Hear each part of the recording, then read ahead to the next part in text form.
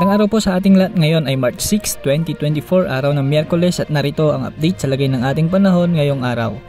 Matinding tag-araw ang mararanasan natin ngayong buwan, pero good news dahil ayon sa Pag-asa, unti-unti nang nawawala ang El Nino at posibleng matapos na ito sa buwan ng Mayo. Maghapong maaraw ang panahong asahan ngayong araw sa malaking bahagi ng ating bansa.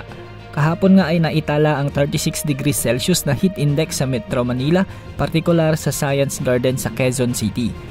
Mas mainit naman ang heat index sa Tuguegarao City na umabot sa 42 degrees Celsius, samantalang 40 degrees Celsius naman sa Cotabato City, Apari, Cagayan, Iloilo City at Zamboanga City.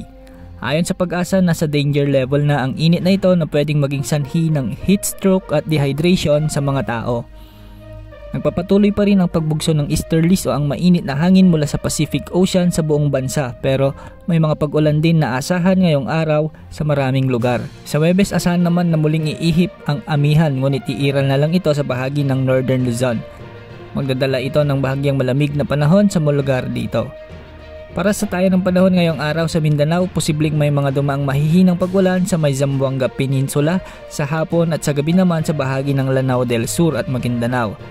Posibleng umabot ngayong araw sa 41 degrees Celsius ang heat index sa Jensan, samantalang 39 degrees Celsius naman sa Cotabato at Zamboanga. Sa Visayas naman ay asahan ang maaraw na panahon sa umaga hanggang tanghali, ngunit asahan na ang mga kalat-kalat na pag-ulan pagsapit ng hapon at gabi dulot ng mga isolated rains. Samantala mababa naman ang tsansa ng pag-ulan ngayong araw sa buong Palawan at Calayan Islands, maliban na lang sa mga isolated rain showers dulot ng mga localized thunderstorm. Sa Luzon, asahan din ang mga minsang mahihinang pag-ulan sa eastern parts ng rehiyon, lalo na sa bahagi ng Cagayan Valley, Aurora, Quezon, Camarines Provinces at Bicol Region dahil pa rin sa epekto ng easterlies.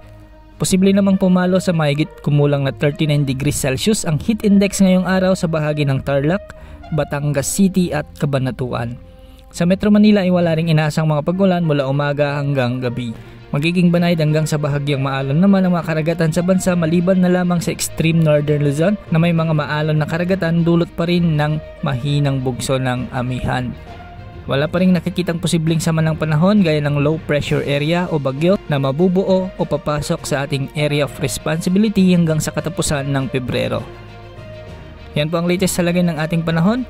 Ito po ang weather update ng bayan, maasahan anumang panahon.